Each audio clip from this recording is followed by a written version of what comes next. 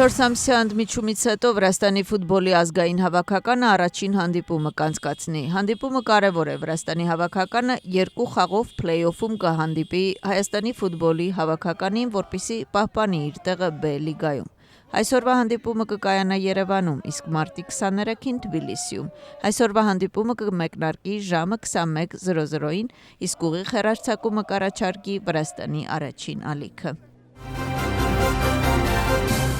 Վրաստանի արտաքին քաղաքականության կարևորագույն առաջնահերթություններից մեկը Ամերիկայի հետ ռազմավարական գործընկերության վերականգնումն է մաքուր էջից։ Այս մասին Վրաստանի առաջին ալիքի եթերում հայտարարել է Վրաստանի վարչապետը։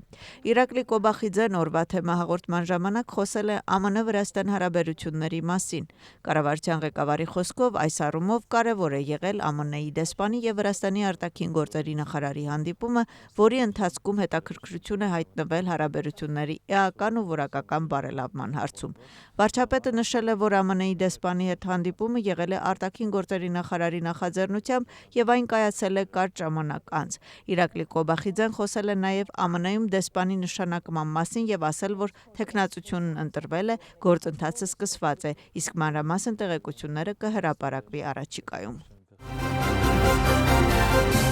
Վրաստանի վարչապետն անդրադարձել է նաև հիմնադրամների հաշիվների սառեցման հարցին, ասելով, որ հասարակական կազմակերպությունների նման նրանց գործունեությունը եւս թափանցիկ չէ։ Իրակլի Կոբախիձեի խոսքով հետաքննության իրավասությունն է պարզել, թե արդյոք կոնկրետ հիմնադրամի գործունեության մեջ ակնհայտ են հանցագործության նշաններ։ Ըստ վարչապետի դատախազությունը կարող է մանրամասն ուսումնասիրել, իսկ հետո հանրությունը կտեսնի, թե իրականում կոնկրետ ինչ միջոցների վրա են ծախսվել գումարները։ Հիշեցնենք, սառեցվել են 5 հիմնադրամի բանկային հաշիվներ։ Դրանք են Նանուկայի, Նիկա Գիլաուրիի, Միմյանց համար ամոթը եւ Թբիլիսի մարդու իրավունքների տունը։ Դատախազությունը որպես որոշման պատճառ նշում է դիվերսիայի, օտարերկրյա կազմակերպության օգնելու, թշնամական գործունեության մեջ օտարերկրյա վերահսկողության տակ գտնվող կազմակերպության հետաքննությունը։ Թբիլիսի Human Rights House-ի եւ նրա անդամ կազմակերպությունների ներկայացուցիչները բանկային հաշիվների սառեցումը որակում են երկրում մարդու իրավունքների սահմանափակելու փորձ։ Կազմակերպության նախագահի խոսքով դատախազության կողմից իրականացվող հետաքննությունը եւ առգրավման մասին որոշումը անհիմն են եւ անօրինական։ Թբիլիսի մարդու իրավունքների տան տվյալներով նրանք սկսել են նվիրատվություններ հավաքել այն անձանց համար, ովքեր վարչական տույժի են ենթարկվել բողոքի ակցիաների ժամանակ։ Միջոցների սառեցման հարցը քննարկման թեմա է։ Կառավարության ընդդիմախոսները կարծում են, որ վերոնշյալ միջոցները բռնագրավվել են վրացական երազանքի թելադրանքով եւ իշխող թիմը փորձում է ռեպրեսիվ միջոցներով պահպանել իշխանությունը։ Վրացական երազանքը կարծում է, որ դրամական միջոցների առգրավման հիմք կա եւ գործի վերաբերյալ լրացուցիչ տեղեկությունները կհրապարակվեն մոտ ապագայում։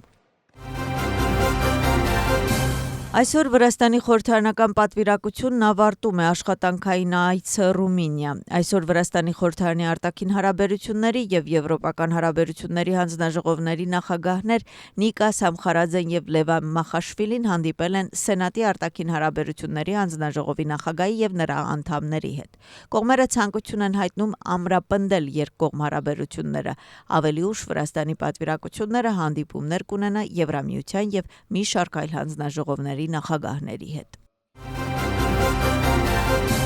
Ինչ պլաններ ունի ընդդիմությունը եւ ի վերջո ինչ որոշում կկայացնի 2025 թվականի տեղական ինքնակառավարման մարմինների ընտրություններին մասնակցելու վերաբերյալ։ Հարցի շուրջ հնչում են տարբեր դիրքորոշումներ։ Ընդդիմադիր որոշ կուսակցություններ հայտնում են, որ չեն մասնակցելու հոկտեմբերի 4-ի ընտրություններին, իսկ օրակարգային միակ ընտրությունները նոր խորհրդարանական ընտրություններն են։ Իշխող թիմը ընդդիմության համար նախատեսում է զրոյական շանսեր եւ վստահ է, որ հաղթելու է տեղական ինքնակառավարման մարմինների ընտրություններում։ Վրաստանի երիտասարդ իրավաբանների ասոցիացիան դիմել է մարդու իրավունքների դատարան։ Պատճառը 2024 թվականի խորհրդարանական ընտրություններում քվեարկության գաղտնիության զանգվածային խախտումներն են։ Նոնա Քուրդեովանիձեի խոսքով վերոնշյալ հայցն արդեն գրանցվել է Ստրասբուրգի դատարանի կողմից։ Նրանք ասում են, որ ընտրությունների ժամանակ խախտվել է քվեարկության գաղտնիության հիմնարար իրավունքը։ Հասարակական կազմակերպությունների ներկայացուցիչները անցկացրել են ճեպազրույց։ Նրանց հայտարարության համաձայն մարտի 27-ին ԱՄՆ-ի Սենատի արտաքին հարաբերությունների հանձնաժողովում պետք է քննարկվի Friend Act-ը։ Իսկ մինչ այդ նրանք նախատեսում են մարտի 22-ին Թբիլիսիում աջակցության երթ անցկացնել։ Երթը կկազմակերպի Մարջանիշվիլիի հրապարակից դեպի Ռուսթավելի։ Նրանց կարծիքով այսօր ամենակարևորը աշխարհին ցույց տալն է, որ Վրաստանը ընտրում է Եվրոպան։ Հիմա վճռորոշ օրեր են Եվրոպայի համար եւ ծանրաբեռնված օրակարգ Եվրոպական խորհրդի նիստի համար, ասել է Եվրահանձնաժողովի նախագահ Ուրսուլա ֆոն դեր Լեյենը Բրյուսելում Եվրամիության երկօրյա գագաթնաժողովի մեկնարկից առաջ։ Այսօր Բրյուսելում մեկնարկվող գագաթնաժողովում կքննարկվեն վերազինման եվրոպական ծրագիրը, ինչպես նաեւ Ուկրաինային տրամադրվող ռազմական օգնությունը։ Հանդիպանը կքննարկեն նաեւ միգրացիան եւ Մերձավոր Արևելքում ընթացիկ իրադարձությունները։ Նիկոլ Փաշինյանը խաղաղության համաձայնագրի ստորագրման համար Իլհամ Ալիևին առաջարկում է խորհրդակցություններ սկսել։ Հայաստանի Հանրապետության կառավարության ղեկավարը կարճ հայտարարություն է հրապարակում Facebook-յան սոցիալական ցանցում։ Հայ-ադրբեջանական հաշտության պայմանագրի նախագիծը համաձայնեցված է եւ սպասում է ստորագրմանը։ Ես առաջարկում եմ Ադրբեջանի նախագահ Իլհամ Ալիևին համատեղ խորհրդակցություններ սկսել համաձայնեցված խաղաղության պայմանագրի ստորագրման շուրջ, ասել է Հայաստանի վարչապետը։ Էներգետիկ նախագծերի աջակցության ծրագրի շրջանակներում տնտեսության նախարարությունն է ներկայացվել 435 հայտ։ Ընդհանուր դրված հզորությունը 11170 մեգավատ է։ Ներկայացված հայտերից 61-ը հողմային են, 133-ը հիդրո եւ 241-ը արևային էլեկտրակայանների նախագծեր։